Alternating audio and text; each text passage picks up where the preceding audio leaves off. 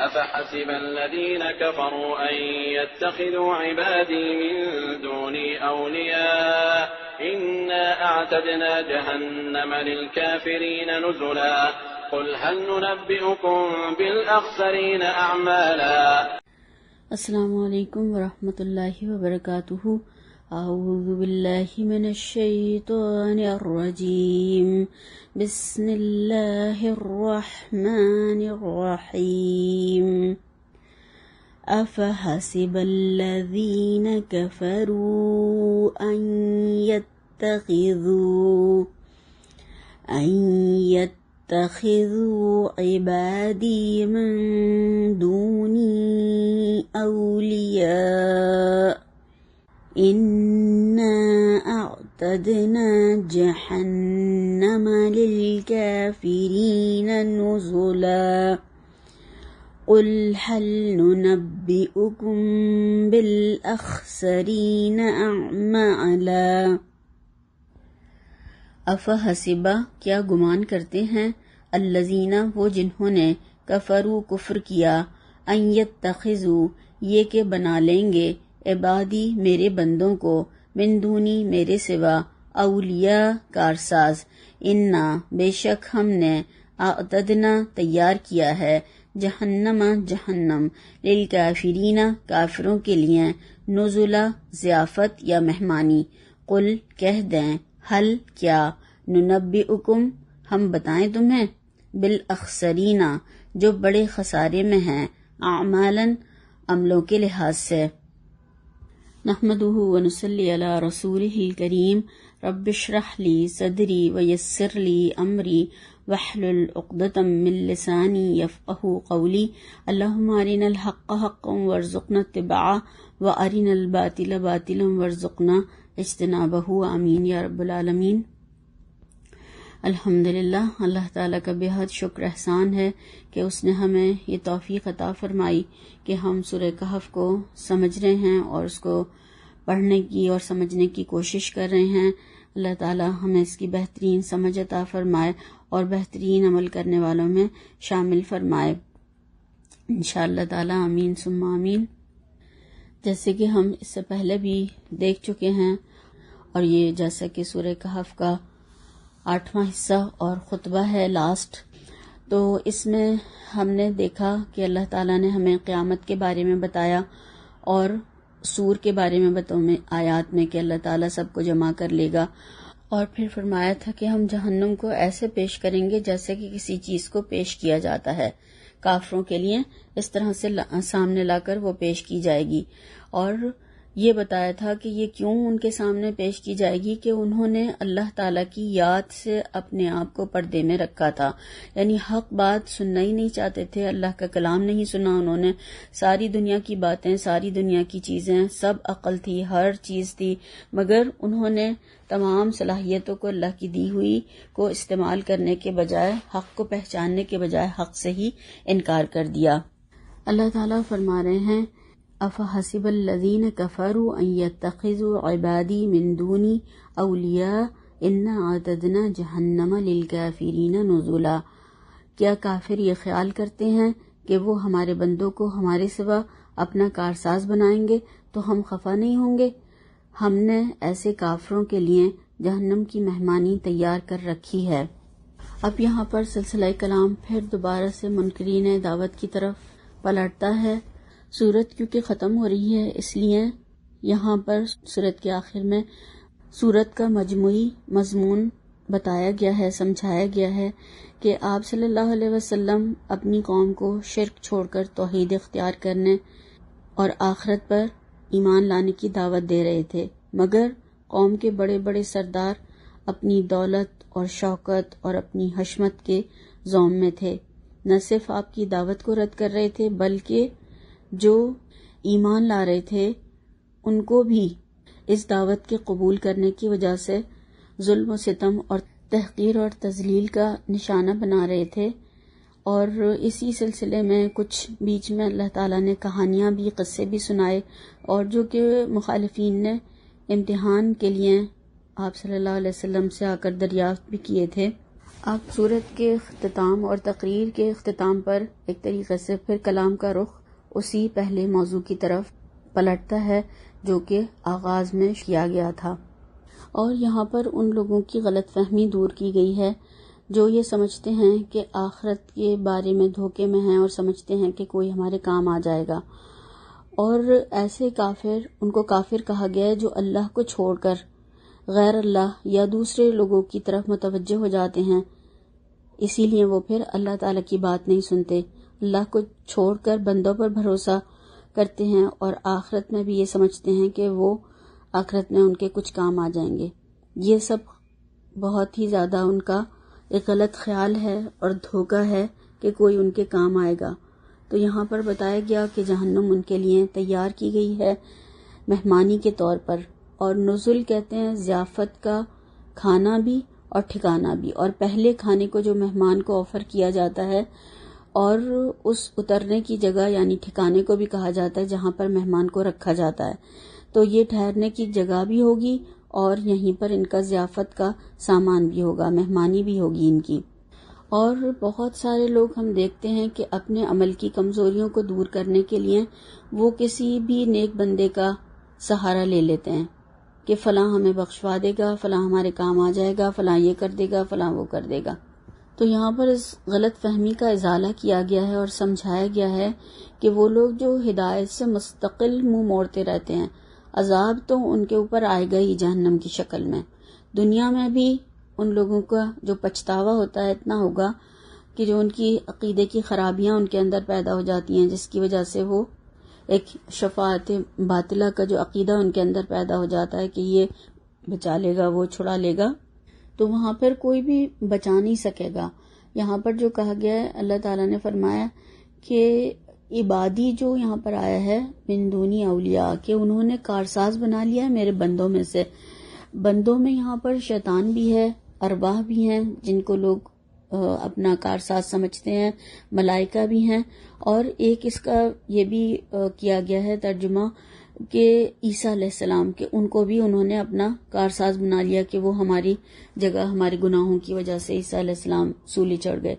تو یہ ساری جو چیزیں ہیں جو اللہ کو چھوڑ کر کسی اور کو اپنا کارساز بنائے، ولی بنائے، تو پھر وہ ان ایسے لوگوں کے لیے اللہ تعالیٰ نے جہنم تیار کی ہوئی ہے، تو کوئی کام نہیں آئے گا بلکہ ان کے لیے جہنم ہے جس میں کہ وہ ڈال دیے جائیں گے۔ اللہ تعالیٰ محفوظ رکھے۔ اللہ تعالیٰ کے حکم سے قرآن نے ہمیں یہ بتایا کہ شفاعت ہوگی، جیسے کہ قرآن شفاعت کرے گا، روزہ شفاعت کرے گا، آپ صلی اللہ علیہ وسلم اور کچھ نیک بندے بھی ہوں گے جن کو اللہ تعالیٰ اذن دے گا، اللہ تعالیٰ کا حکم ہوگا، اجازت ہوگی، مگر وہ کچھ شرائط کے مطابق ہوگا۔ ہر کسی کو شفاعت ہر کسی کی نہیں ہو جائے گی، نہ اجازت دے دی جائے گی ہر کسی کو کہ سب کو تم لے کر چلے جاؤ جنت میں۔ جس کے لیے چاہے گا اور جس کے لیے اجازت دے گا اس کی، اور جس کو چاہے گا اللہ تعالیٰ بخش دے گا۔ اب جیسے کہ ہم دیکھتے ہیں کہ ہمارے جو شاعر حضرات ہیں، شعراء ہیں اور نعت خواں ہیں، وہ یہ سمجھ رہے ہیں کہ کالی کمری میں چھپ کر سب جنت میں چلے جائیں گے، نعوذ باللہ، آپ صلی اللہ علیہ وسلم کی کالی کمری میں چھپ کر سب جنت میں پہنچ جائیں گے۔ کیا آپ صلی اللہ علیہ وسلم جنت میں سب کو لے جانے کے لیے اللہ تعالیٰ کو دھوکہ دیں گے؟ کتنی غلط بات اور کتنی غلط سوچ ہے۔ اور اس آیت کے ذریعے سب کو وارن کیا گیا ہے، بنی اسرائیل ہوں، عیسائی ہوں، امت محمدیہ صلی اللہ علیہ وسلم ہوں، سب کو خبردار کیا گیا ہے کہ عقیدہ صحیح نہیں ہوا تو پھر شفاعت کی سوچنا بھی مت، کیونکہ وہاں پر کوئی کسی کے کام نہیں آئے گا، اور جو غلط عقائد ہوں گے ان کے لیے تو پھر جہنم تیار کر رکھی ہے اللہ تعالیٰ نے۔ اللہ تعالیٰ محفوظ رکھے اس انجام سے۔ اگر آپ صلی اللہ علیہ وسلم کے احکامات کے مطابق جو آپ نے ہدایات دی ہیں عمل نہیں ہوئے تو آپ کی امت میں ہونا انسان کو کچھ فائدہ نہیں دے گا۔ آپ نے اپنی بیٹی حضرت فاطمہ رضی اللہ تعالیٰ عنہ اور اپنی پھوپھی حضرت صفیہ رضی اللہ تعالیٰ عنہ کو خبردار کر دیا تھا کہ میں تمہاری کوئی مدد نہیں کر سکوں گا، یہاں پر جو تمہیں مانگنا ہے مجھ سے مانگ لو، یہاں پر قرابت داری کا حق ادا کر دوں گا مگر وہاں پر میں کسی کے کام نہیں آؤں گا۔ تو یعنی آپ صلی اللہ علیہ وسلم خود اپنے خاندان کے لوگوں سے کہہ کر ہمیں بتا گئے، تو پھر تکیہ کر کے انسان جو دوسرے لوگ ہیں وہ کس طریقے سے غلط باتیں سوچ سکتے ہیں یا سمجھ سکتے ہیں. تو پھر جب اپنے خاندان کے اپنی بیٹی کے لیے آپ نے ایسا کہا تو پھر اور کس کی مدد ہو سکتی ہے. اور یہ بھی سمجھ لینا چاہیے کہ اللہ کی نظر میں جو بھی اللہ کو چھوڑ کر کسی کو بھی اپنا کارساز دوست ولی بنائے گا وہ سب کافر ہیں. یہ اللہ تعالیٰ نے اس آیت کے ذریعے ہمیں خبردار کر دیا. اب مزاروں پر جانے والے سجدے کرنے والے وہ سب کیا کہتے ہیں کہ یہ ہمارے جو ولی اللہ ہیں یہ سب ہمارے سفارشی ہیں اور یہ اللہ کی جناب میں ہماری سفارش کر دیں گے اور ہم بخش دیے جائیں گے، جنت میں چلے جائیں گے. یہی تو آپ صلی اللہ علیہ وسلم کے زمانے میں عرب بھی جو تھے مشرکین مکہ یہی تو کہتے تھے کہ ہم ان بتوں کو اللہ نہیں کہتے، خدا نہیں کہتے، یہ تو بس یہ بت ہیں، نیک بندے ہیں اور یہ اللہ کے یہاں ہمارے سفارشی ہیں، یعنی بس اللہ تعالیٰ کی ہماری سفارش کر دیں گے. وہ ان کو اللہ نہیں کہتے تھے. ان سے جب پوچھا جاتا تھا کہ یہ زمین و آسمان کا نظام اور یہ بارش اور یہ سب چیزیں کس نے بنائی ہیں تو وہ سب کو کہتے تھے اللہ نے بنائی ہیں، مگر وہ ان کو سفارشی سمجھتے تھے کہ یہ ہماری سفارش کر دیں گے. جب اللہ تعالیٰ نے ہمیں قرآن میں یہ بتا دیا کہ میرے بندے جب تم سے میرے بارے میں سوال کریں، سورہ بقرہ میں ہم پڑھتے ہیں نا کہ ان سے کہو میں قریب ہی ہوں، پکارنے والا جب بھی مجھے پکارتا ہے تو میں اس کی پکار کو سنتا ہوں، جواب دیتا ہوں. بس اللہ تعالیٰ نے اس میں کیا کہا ہے کہ ان کو چاہیے کہ میری بات مانیں اور مجھ پر ایمان لائیں تاکہ وہ ہدایت پائیں. تو ہمیں کیا کرنا ہے کہ ہمیں اگر ہم چاہتے ہیں ہماری دعائیں قبول ہوں اور ہمیں جو ہماری سفارش کی جائے تو پھر ہمیں چاہیے کہ ہم اللہ تعالیٰ کی فرما برداری کریں اور ایمان لائیں، صحیح طور پر مومن بن جائیں، اور پھر ہمیں انشاءاللہ تعالیٰ دنیا اور آخرت کی بھلائیاں ضرور اللہ تعالیٰ ہمیں عطا فرمائیں گے. اور اللہ تعالیٰ نے یہاں پر فرمایا انا اعتدنا، ہم نے تیار کیا ہے.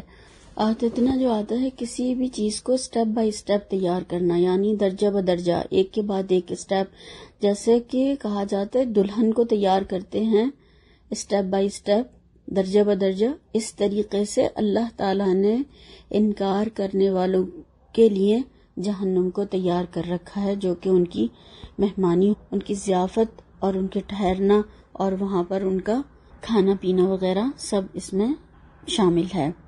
چند احادیث جو جہنم کے حوالے سے ہیں ان کو دیکھتے ہیں کہ دنیا میں بہت زیادہ نعمتیں پانے والا، مال، دولت، عزت، شہرت، اولاد، جس کو کہ سب کچھ ملا ہوا تھا، مگر اس نے ساری زندگی نافرمانی کی.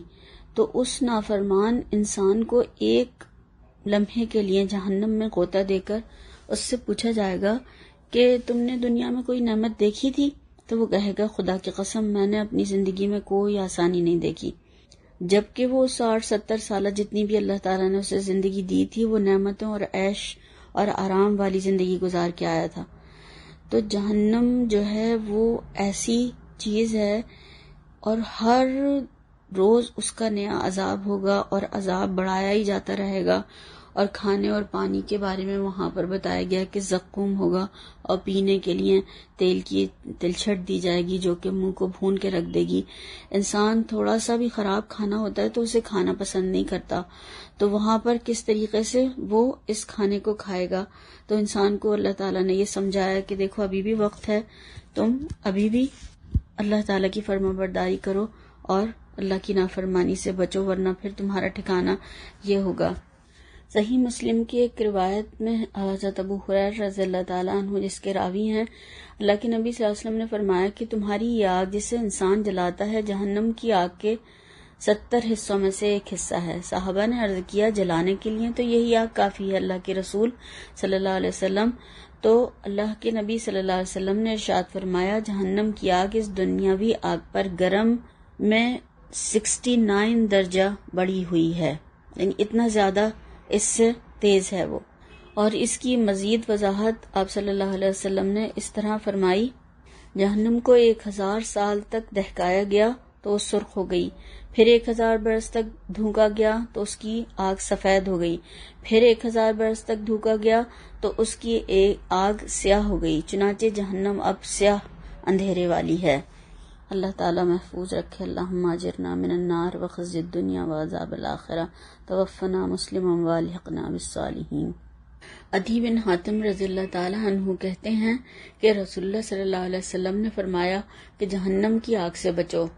آپ یہ فرماتے اور پھر رک جاتے، پھر فرماتے پھر رک جاتے، اتقوا النار، پھر رک جاتے. یعنی اس طریقے سے آپ صلی اللہ علیہ وسلم نے 3 بار فرمایا، اور ہمیں ایسا لگتا تھا، راوی کہتے ہیں کہ آپ صلی اللہ علیہ وسلم اپنی آنکھوں سے جہنم دیکھ رہے ہیں. پھر ارشاد فرمایا جہنم کی آگ سے بچو، اگرچہ ایک کھجور کے ٹکڑے کے ذریعے ہی کیوں نہ ہو، اگر یہ بھی میسر نہ ہو تو کلمہ شیریں کے ذریعے ہی، یعنی اچھی بات کے ذریعے. اگر تمہیں کچھ بھی نہ ملے، ایک کھجور کتنی چھوٹی ہوتی ہے اور اس کا ایک ٹکڑا، یعنی اب تو کوئی کھجور لینا کسی کو دینا بھی پسند نہیں کرے گا، ایک کھجور وہ بھی. تو انہی عدی بن حاتم کا بیان ہے کہ رسول اللہ صلی اللہ علیہ وسلم نے فرمایا تم میں سے ہر شخص سے اللہ تعالیٰ قیامت کے دن کلام کرے گا، اس طرح کہ اللہ اور اس شخص کے درمیان کوئی ترجمان نہیں ہوگا. پھر وہ شخص دیکھے گا لیکن اس کے آگے کوئی چیز نہیں ہوگی، پھر وہ اپنے سامنے دیکھے گا تو جہنم اس کے سامنے ہوگی. اس لیے کہ جو شخص اس سے بچنے کی طاقت رکھتا ہے وہ بچنے کی کوشش کرے، وہ کھجور کے ایک ٹکڑے سے ہی صحیح. بخاری کی ایک روایت میں آتا ہے، حضرت انس رضی اللہ تعالیٰ عنہ جس کے راوی ہیں بیان کرتے ہیں کہ رسول اللہ صلی اللہ علیہ وسلم نے فرمایا اللہ تعالیٰ قیامت کے دن اس شخص سے کہے گا جس کو سب سے ہلکا عذاب دیا جائے گا، اگر تیرے پاس روئے زمین کی تمام چیزیں ہوں تو کیا عذاب کے فدیے میں ساری چیزیں تم دے سکتے ہو؟ وہ کہے گا کہ ہاں. تو اللہ تعالیٰ فرمائے گا کہ دیکھو جس وقت تم آدم کی صلب میں تھے اس وقت میں نے تجھ سے بہت معمولی چیز یہ مانگی تھی کہ تم میرے ساتھ کسی کو شریک نہیں کرو گے، مگر تو نے خلاف ورزی کی اور میرے ساتھ شرک کیا.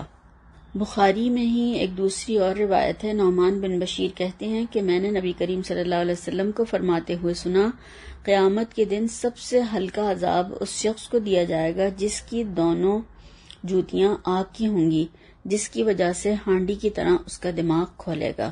اللہ تعالی محفوظ رکھے. صحیح مسلم کی ایک روایت سے ہمیں معلوم ہوتا ہے کہ جہنم جو ہے وہ کتنی گہری ہے. اس کے بارے میں حضرت ابو ہریرہ رضی اللہ تعالیٰ عنہ فرماتے ہیں کہ ہم اللہ کے نبی صلی اللہ علیہ وسلم کے پاس حاضر تھے کہ کسی چیز کے گرنے کی آواز سنی، تو نبی کریم صلی اللہ علیہ وسلم نے فرمایا تم جانتے ہو یہ کیسی آواز ہے؟ ہم نے کہا اللہ اور اس کے رسول صلی اللہ علیہ وسلم زیادہ جانتے ہیں. آپ صلی اللہ علیہ وسلم نے فرمایا یہ ایک پتھر کے گرنے کی آواز ہے جس کو اللہ تعالیٰ نے جہنم میں چھوڑ دیا تھا، وہ 70 سال تک گرتے گرتے اب جہنم کی تہہ کو پہنچا ہے. اللہم اجرنا من النار فخزِ الدنیا وعذاب الآخرہ. اللہ تعالیٰ ہم سب کو جہنم کی آگ سے اور عذاب سے محفوظ رکھے، آمین ثم آمین. تو یہ دیکھیں کہ اللہ تعالیٰ نے ہمیں کس طریقے سے یہاں پر بتا دیا اور سمجھا دیا، کیونکہ بہت سارے لوگ اس کا بھی کھیل مذاق بناتے ہیں کہ آگ میں گئے تو بھی چند روز اور پھر آپ صلی اللہ علیہ وسلم شفاعت کرا لیں گے یا ہم نکل جائیں گے، تو گئے بھی تو چند روز کیا ہوگا. تو یہ اتنی خطرناک آگ اور کیسی آگ اور کس طریقے سے یہ جلائے گی اور کیا کرے گی، اللہ تعالیٰ محفوظ رکھے. تو یہ کوئی کھیل تماشے کی یا مذاق کی بات نہیں ہے، بلکہ یہ اللہ تعالیٰ نے ہمیں اس کی ہولناکی کی خبر دی ہے کہ یہ ایسی آگ ہے جو کہ انسان کے لیے، نافرمانوں کے لیے، انسانوں کے لیے، نافرمان جو لوگ ہوں گے ان کے لیے مہمانی کے طور پر تیار کی گئی ہے. پھر اللہ تعالیٰ نے فرمایا قُلْ هَلْ نُنَبِّئُكُمْ بِالْأَخْسَرِينَ أَعْمَالًا، کہہ دو کہ ہم تمہیں بتائیں جو عملوں کے لحاظ سے بڑے نقصان میں ہیں. اب اللہ تعالیٰ نے ہمیں اور صاف اور واضح طور پر یہاں پر بتایا کہ ہم بتائیں کہ کون خسارے پانے والے لوگ ہیں، کون خسارے میں. اخسرین اعمال جو ہیں وہ کون لوگ ہوں گے، بدترین اعمال کس کے ہوں گے. تو اللہ تعالیٰ نے ہمیں یہاں پر اور یہاں سے آگے وہ بتائے ہیں کہ تاکہ ہم ان سے بچنے کی فکر اور کوشش کریں. اور ان کے بارے میں یہ آتا ہے کہ غفلت کی وجہ سے یا پھر کسی کے پیچھے آنکھیں بند کر کے چلنا اور پھر غلط کام کر کے ان کو سمجھنا کہ یہ بہت نیک کام ہے، اور ان پر اللہ کے نبی صلی اللہ علیہ وسلم کی یعنی کوئی مہر نہیں ہے. آپ نے نہیں بتایا کہ یہ کام نیکی کے کام ہیں، وہ کام کرنا. تو ان کے لیے کہا گیا کہ وہ بدترین خسارہ پانے والے لوگ ہوں گے جو من گھڑت نیکیاں کرتے تھے، زندگی میں خوب نیکیاں کی، بہت محنت کی، مگر وہ آپ صلی اللہ علیہ وسلم سے ثابت ہی نہیں تھی. وہ نیکیاں پھر کیا ہوگا، الٹا انسان کے لیے گناہ بن جائیں گی اور وہ انسان کو جہنم میں لے جانے کا ذریعہ بن جائیں گی. تو یہ آیت جو ہے سب سے مخاطب ہے، وہ اہل کتاب ہوں، مسلمان ہوں، امت محمدیہ کے سب مسلمانوں سے سب سے خطاب کرتی ہے. اور یہ آیت 102 آیت سے بھی کنیکٹڈ ہے کہ انسان جب شرک کرتا ہے تو پھر اس کے اعمال سب ضائع ہو جاتے ہیں، نیکیاں ختم، زیرو ہو جاتی ہیں. تو خوب محنت، خوب کوشش، خوب تھکنے والے، مگر غلط طریقے سے، آپ صلی اللہ علیہ وسلم کے بتائے ہوئے طریقے سے نہیں کی انہوں نے کوئی بھی نیکیاں، تو پھر وہ ان کے لیے زیرو ہو جائیں گی. وہ سمجھ رہے تھے کہ اللہ تعالیٰ کو خوش کرنے کے کام آئیں گے یہ سارے کام، مگر وہ سارے تو الٹے اللہ تعالیٰ کی ناراضگی کا سبب بن گئے. انسان سمجھ رہا تھا کہ یہ سب مجھے جنت میں لے جانے کا ذریعہ بن جائیں گے، وہی اعمال اسے جہنم میں لے جائیں گے. اس سے بڑی انسان کی محرومی کیا ہوگی. یہ اللہ تعالیٰ نے کہا ہے اخسرین اعمالک، کیا ہوگا اس سے زیادہ کہ وہ انسان جو نیکیاں سمجھ کے کرتا رہا وہ سب ضائع ہو جائے گا اور وہ تو جہنم میں جانے کا ذریعہ بن جائیں گی. اور اللہ تعالیٰ قیامت کے دن ایسے تمام اعمال کو اس کے لیے حسرت کا ذریعہ بنا دے گا. اور وہ خواہ یہودی ہوں، نصارہ ہوں یا مسلمان ہوں، کوئی بھی ہوں، جن اعمال کو نیکیاں سمجھ کر رہے تھے، یعنی عیسیٰ علیہ السلام کو اللہ کا بیٹا کہنے والے اس کو نیکی سمجھ کر رہے ہوتے ہیں. یہودی اپنے آپ کو برتر سمجھ رہے ہیں اور عزیر علیہ السلام کو اللہ کا بیٹا کہنے والے، تو وہ سب کیا ہوگا، یہ ساری چیزیں ان کے لیے الٹا نقصان کا موجب بن جائیں گی. اور ایسے ہی مسلمان جن غلط اور بدعات کو نیکیاں اور نیک اعمال سمجھتے رہے، وہ سب راکھ بنا دیے جائیں گے، ان کا کوئی وزن ہی نہیں ہوگا. اور جیسا کہ اللہ کے نبی صلی اللہ علیہ وسلم نے ہمیں بتایا کہ ہر بدعت گمراہی ہے اور ہر گمراہی کا ٹھکانہ آگ ہے. اور بدعت کیا ہے یہ بھی ہمیں سب کو معلوم ہے کہ نیکی کے ارادے سے ایسا کوئی کام ایجاد کر لینا جو آپ صلی اللہ علیہ وسلم نے نہیں بتایا اور وہ نہیں کیا، اور نہ اس کی کوئی ہمیں دلیل ملتی ہے خلفائے راشدین کی زندگی میں، اس کام کو بدعت کہا جاتا ہے، اس چیز کو یا اس بات کو یا اس عمل کو. آج اگر ہم دیکھیں تو کوئی بھی نیکی ایجاد نہیں کر سکتا کہ یہ دین کا حصہ ہے، یہ نہیں کہہ سکتا کہ یہ دین کا حصہ ہے. ایسا کیا تو قیامت کے دن پھر اسے بڑی محرومی کا سامنا کرنا پڑے گا اور وہ پھر اخسرین اعمالہ میں آ جائے گا. اپنا وقت، محنت، زندگی غلط طریقوں میں ضائع نہ کریں، جو بتائے گئے ہیں وہی کام کیے جائیں تو انسان کے لیے کامیابی کا ذریعہ ہوگا. مثال کے طور پر چند چیزیں دیکھ لیتے ہیں کہ ربیع الاول میں جشن عید میلاد جو مناتے ہیں تو کیا جواب دیں گے؟ کیا آپ صلی اللہ علیہ وسلم بتا کر گئے تھے؟ پھر آپ صلی اللہ علیہ وسلم کی محبت میں میلاد پڑھنے والے اور پھر اس کے اندر سلام پڑھ کر کھڑے ہونے والے، اس وجہ سے کہ نعوذ باللہ من ذالک آپ صلی اللہ علیہ وسلم اس محفل میں آ گئے ہیں، تو کیا جواب دیں گے اللہ تعالیٰ کو؟ کس نے بتایا؟ کس نے کرنے کی کہا؟ صحابہ کرام کے عمل سے کہیں بھی ہمیں یہ پتہ چلتا ہے؟ پھر ایصال ثواب کے لیے جو 10واں 40واں اور برسی کرنے والے، یہ کس نے بتایا؟ 10واں 40واں برسی یہ سب آپ صلی اللہ علیہ وسلم نے نہیں بتائے، نہ کیے. آپ صلی اللہ علیہ وسلم کی زندگی میں آپ کے کتنے پیاروں کا انتقال ہوا، آپ نے کسی کے لیے بھی نہ 10واں کیا، نہ 40واں کیا، نہ برسی کی، کوئی بھی نہیں کیا آپ نے. تو کیا ہوا اگر دنیا کر رہی ہے؟ آبا و اجداد کرتے آ رہے ہیں، ہم بھی تو پھر یہی کر رہے ہیں جو مشرکین مکہ کہتے تھے اور کرتے تھے کہ ہم ان اعمال کو کیسے چھوڑ دیں جو ہمارے ماں باپ اور باپ دادا ہمارے کرتے چلے آئے تھے. تو اگر پھر یہی کہتے ہوئے ہم بھی وہی سارے کام کر رہے ہیں تو جو آپ صلی اللہ علیہ وسلم نے نہیں بتائے مگر ہمارے ماں باپ کرتے آ رہے تھے یا ہمارے باپ دادا یا ہمارے خاندان میں ہو رہا تھا، تو پھر ہم نے اللہ کے نبی صلی اللہ علیہ وسلم کی وہ 23 سالہ خون پسینے کی وہ جانفشانی سب کو ضائع کر دیا. دین کے لیے کتنی محنت کی تھی وہ سب ضائع کر دیا. کتنے ہزاروں صحابہ کرام کا خون بہا اس دین کو ساری دنیا میں پھیلانے میں، اور ہم کہتے ہیں اس میں حرجی کیا ہے، فرق ہی کیا پڑتا ہے اگر یہ سب کر لیا تو یہ سب کرنے والوں کو خوب اچھی طرح سے سمجھ لینا چاہیے کہ دین آپ صلی اللہ علیہ وسلم کی زندگی میں کامل ہو گیا تھا. سورہ مائدہ کی آیت نمبر 3 میں قرآن کریم میں اللہ تعالیٰ نے ارشاد فرما دیا تھا کہ الیوم اکملت لکم دینکم واتممت علیکم نعمتی، اللہ نے آج دین تمہارے لیے مکمل کر دیا اور نعمت کو تمام کر دیا. تو اب کوئی اس میں اضافے اور کمی بیشی کرے گا تو پھر وہ خود پکڑا جائے گا. تو آج ہم کوئی بھی اس میں اضافے نہیں کر سکتے، ورنہ کیا جواب دیں گے اللہ کو؟ کیسا مذاق بنایا ہوا ہے دین کا.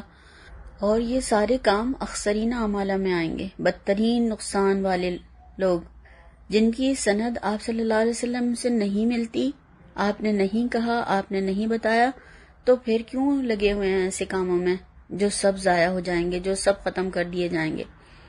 قیامت کے دن آپ صلی اللہ علیہ وسلم کے امتی جب حوض کوثر تک لائے جائیں گے تو آپ صلی اللہ علیہ وسلم انہیں پہچان لیں گے، فرشتے آ کر انہیں ہٹائیں گے تو آپ صلی اللہ علیہ وسلم انہیں کہیں گے کہ یہ تو میرے امتی ہیں، تو فرشتے جواب دیں گے کہ آپ کو نہیں معلوم انہوں نے آپ کے بعد دین میں کیا کیا نئی چیزیں ایجاد کر لی تھیں۔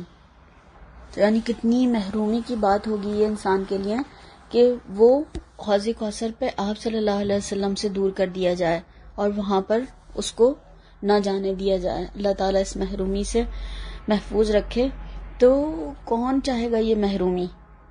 اللہ تعالیٰ ہمیں اس سے محفوظ رکھے۔ آپ صلی اللہ علیہ وسلم غیب کا علم نہیں جانتے تھے، نہیں رکھتے تھے۔ یہ نشانی بھی ہے ہمیں اس کے بارے میں جو معلوم ہوتا ہے کہ اللہ تعالیٰ جانتا ہے ان کے اعمال کو، کس نے کیا کیا اپنی زندگی میں، تو ان کو پھر آپ صلی اللہ علیہ وسلم سے دور کر دیا جائے گا اور حقیقت کھول دی جائے گی ان کے اعمال کی کہ انہوں نے آپ کے دنیا کے سے جانے کے بعد میں کیا کیا کیا، اس کی وجہ سے یہ آج اس سے محروم رکھے جا رہے ہیں۔ اللہ تعالیٰ محفوظ رکھے۔ ایک تو ہم دیکھتے ہیں وہ لوگ ہوتے ہیں جو کچھ نہیں کرتے، کچھ نہ کرنے پر نقصان میں ہوتے ہیں، اور ایک وہ لوگ ہوتے ہیں جو کچھ کرنے کے بعد میں بھی نقصان میں ہیں، اور ان کو 3 کیٹیگری میں بانٹا گیا ہے۔ نمبر 1 سارا کام دنیا کے لیے کرنے والے، نمبر 2 بدعات کر کے سمجھتے ہیں کہ ہم صحیح کر رہے ہیں، اور نمبر 3 ایمان کے بغیر عمل، سب چاہے وہ کتنے بھی بڑے بڑے عمل ہوں سب ضائع کر دیے جائیں گے، سب بیکار ہوں گے، اور دنیا میں بظاہر کتنے بھی بڑے بڑے کارنامے وہ دنیا کے خاتمے کے ساتھ ساتھ ہی ختم ہو جائیں گے۔ تو اللہ تعالیٰ اس خسارے سے، اس انجام سے ہم سب کو محفوظ رکھے، اور انشاءاللہ اگلی بار ان آیات اور اگلی آیات کو ملا کر تھوڑا دیکھیں گے۔ اللہ تعالیٰ ہمیں عمل کی بہترین توفیق عطا فرمائے اور ہماری اس چھوٹی سی کوشش کو قبول فرمائے صحیح کر کے۔ آمین ثم آمین۔ سبحانک اللہم و بحمدک، اشہد ان لا الہ الا انت، استغفرک و اتوب الیک۔ السلام علیکم ورحمۃ اللہ وبرکاتہ۔